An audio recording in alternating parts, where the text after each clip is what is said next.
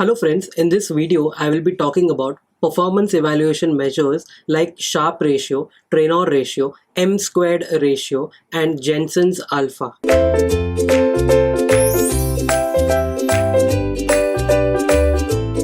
Now let's start with the first evaluation measure of Sharpe ratio. As you can see in front of you, Sharpe ratio is equal to RP minus RF upon sigma P.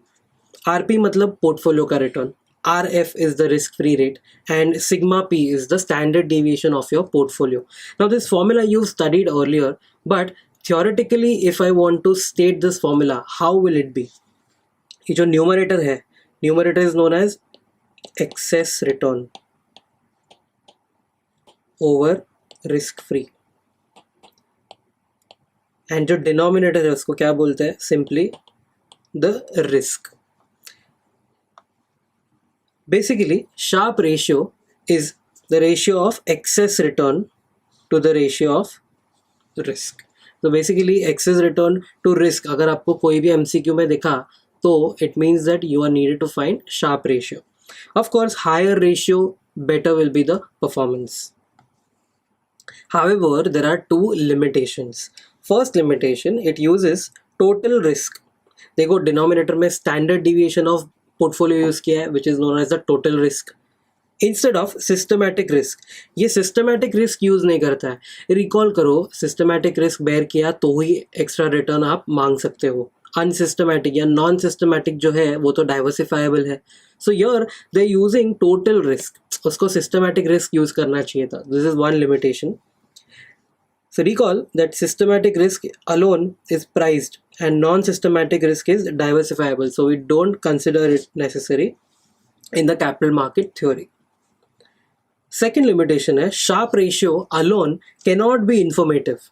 देखो मैं आपको बोलता हूँ, ये Sharpe ratio है टाटा के stock का. It is 2.3. बताओ ये स्टॉक अच्छा है कि नहीं? नहीं बता सकते ना. 2.3 is just one number.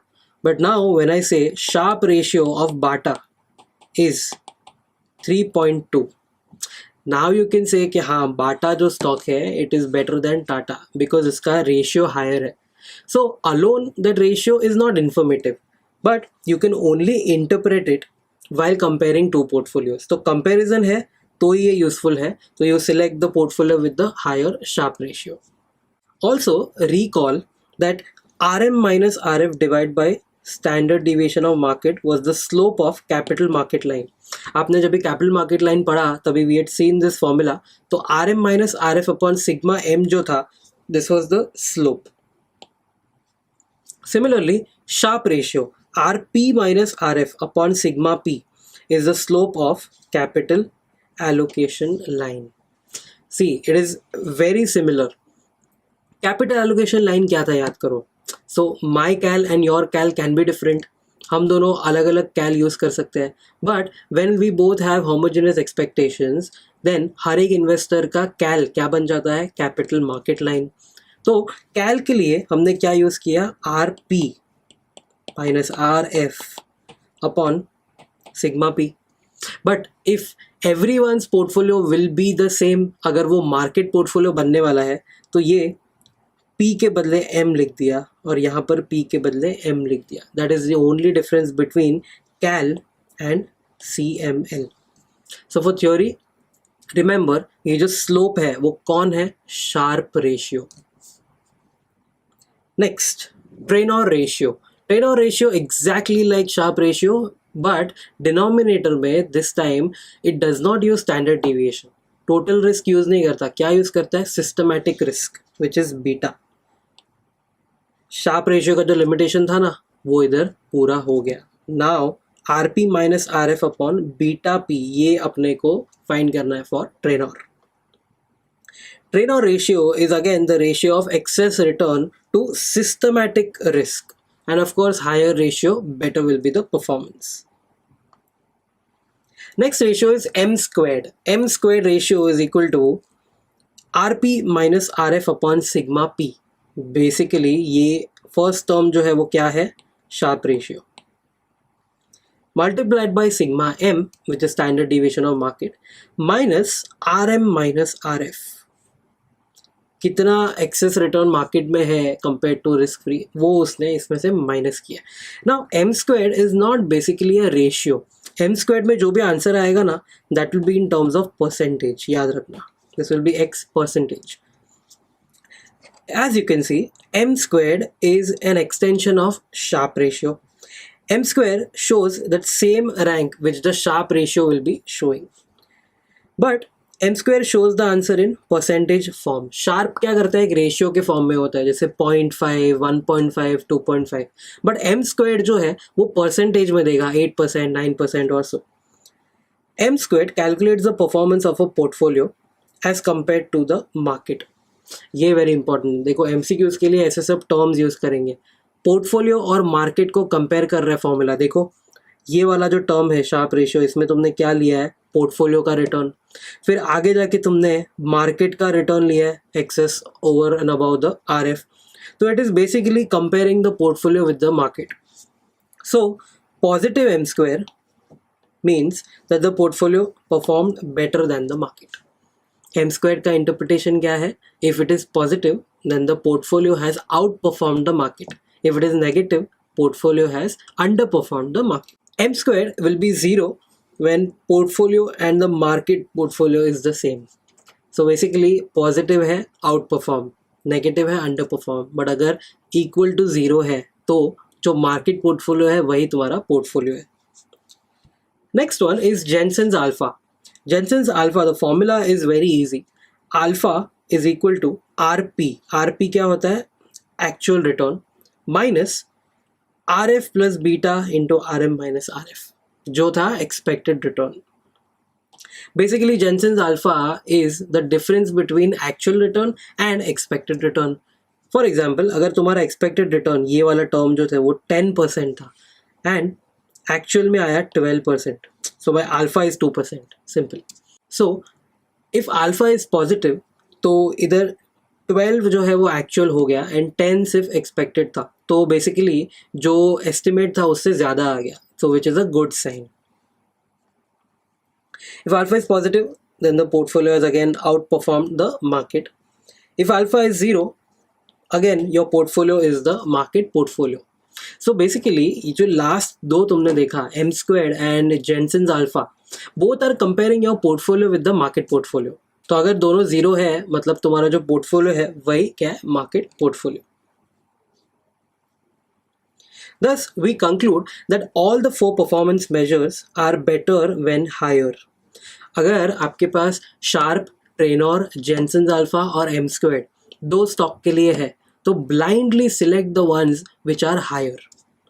However, note that Sharpe ratio and M squared use sigma. एक ये limitation हो गया because sigma is the total risk. But actual में उसको क्या use करना चाहिए था, beta, which was the systematic risk. तो M squared और Sharpe क्या use करता है, sigma. And Trenor and Jensen use beta, which is the systematic risk.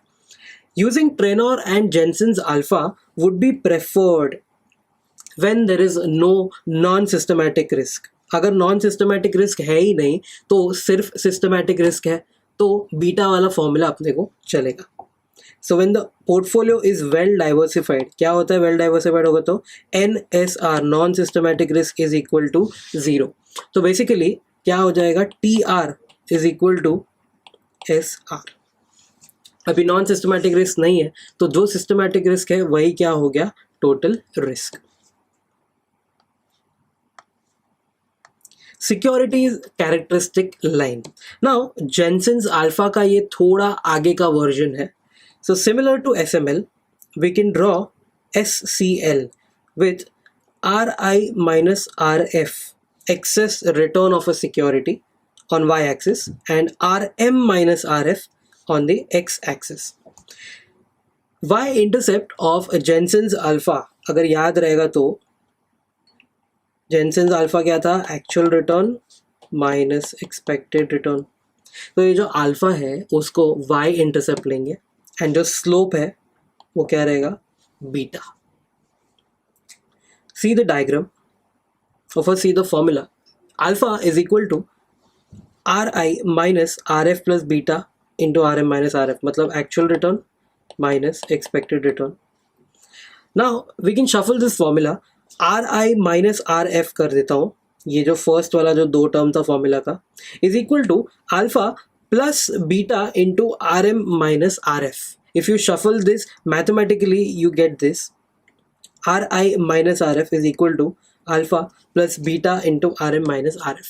Now alpha is the y intercept, मतलब मेरा डायग्राम अल्फा से शुरू होएगा and slope is of course the beta.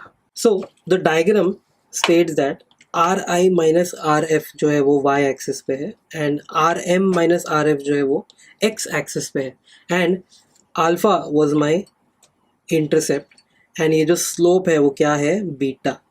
तो बीटा जितना ज़्यादा उतना मेरा स्लोप अपवर्ड स्लोपिंग होता जाएगा. As and when the risk increases the excess return increases and the slope will go upwards. मतलब रिस्क ज़्यादा हो रहा है तो आपको एक्सेस रिटर्न भी ज़्यादा आएगा over and above your risk free return.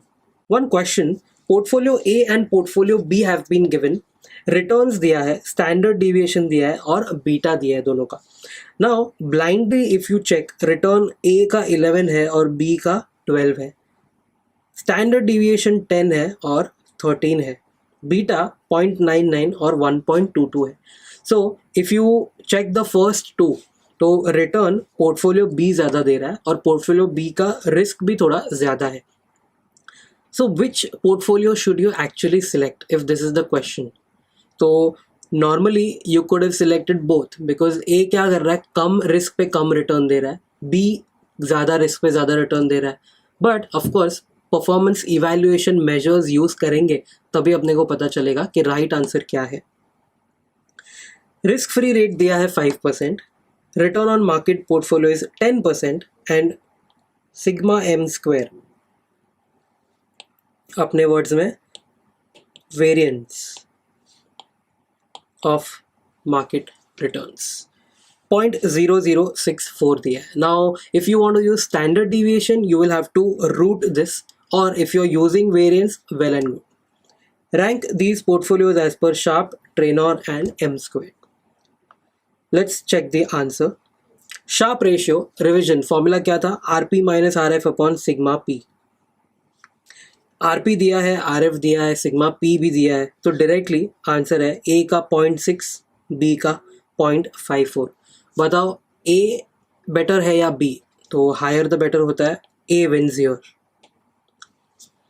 Treynor, RP minus RF upon beta P this time. तो again everything is given. A आता है 0.06, B आता है 0.057. Higher the better, again A wins. Last, M squared. M squared का formula थोड़ा लंबा है, अगर याद नहीं आता है तो start with the Sharpe ratio. तो RP minus RF divide by sigma P multiplied by sigma M minus RM minus RF. Now in this case only sigma m is not given. sigma m कैसे आएगा? तो आपके पास variance है ना, sigma m square है, उसको क्या करने का, रूट कर देने का. तो 0.0064 को आप रूट कर दो. So you get the answer as minus 0.2%. Similarly for B it will be minus 0.68%. अब हायर द बेटर रूल तो है, बट अगर नेगेटिव है तो 0.2 negative is better than 0.68 negative. Again, A wins. So all the three ratios have shown the similar rank, which is A. So if you have an option to select out of A and B, you have to select the portfolio A. Next question, Mr. Ram Kishore, CFA, has forecasted a return of 12% on Tata Limited's stock. RF is 6%, RM is 14%, beta is 0.80 and sigma m is 8%. सारा information दे दिया है, you have all the terms. You have to guess whether Tata Limited's stock lies on the SML, above the SML या under the SML. Before we start the question, SML से क्या याद आना चाहिए? The stock which lies on the SML is properly priced. The stock which lies above the SML is underpriced. And the stock which lies under the SML is overpriced. अब इसने question में एक must hint दिया है, 12% का forecast है, मतलब he is expecting कि ये स्टॉक 12% देगा. what you can do is find out expected return or a required return. Required return कैसे मिलेगा? तो अगेन वही घिसा पिटा formula, RF plus beta RM minus RF. If you use this formula and you get some answer, compare it with the forecast and then you can conclude. See the answer. ER अगर ये formula use करूँ तो 12.4 आता है. 12.4 क्या है? Expected return और required rate of return. You expect 12.4 but the forecast states that the return will be 12. मतलब तुमको चाहिए कि 12.4 हो, बट फोरकास्ट बोलता है कि नहीं, सिर्फ 12 होगा. तो will you invest in this stock? नहीं, तुमको 12.4 चाहिए बट फोरकास्ट बोलता है 12 होगा. तो in other words, I can say this stock is overvalued for you. Now if the stock is overvalued, it will lie under the SML. तो अपना option C जो है वो करेक्ट हो गया. So always remember, for SML एक ही common rule है, if the stock is lying above the SML it is undervalued and under the SML है तो overvalued. One exercise, if you want to excel this chapter, make a list of all models. कितना model तुमने पढ़ा? Single factor model, multi factor model, you use market model, then you use CAPM, capital asset pricing model, capital market line था, securities market line था. Now all these models, make a list and write down all the formulas. Also note down कौन सा formula systematic risk use करता है, मतलब beta, और कौन सा टोटल रिस्क यूज करता है, which is standard deviation. Also note down सबका वाई इंटरसेप्ट और स्लोप. वाई इंटरसेप्ट क्या था? अगर ये मेरा लाइन है, कैपिटल मार्केट लाइन या कैपिटल एलोकेशन लाइन, जहाँ से शुरू होता है वो क्या हुआ? Y intercept. एंड जैसे जैसे ये स्लोप अपवर्ड कर रहा है, दैट इज माई स्लोप. हर एक का आपको ये इतना डिटेल आना ही चाहिए. Which one is using beta, which one is using standard deviation, किसका क्या वाई इंटरसेप्ट है, क्या स्लोप है, etcetera. If you master this, definitely you will score good marks in your portfolio management subject. Thank you for watching this video. Stay tuned to Ekeeda and subscribe to Ekeeda.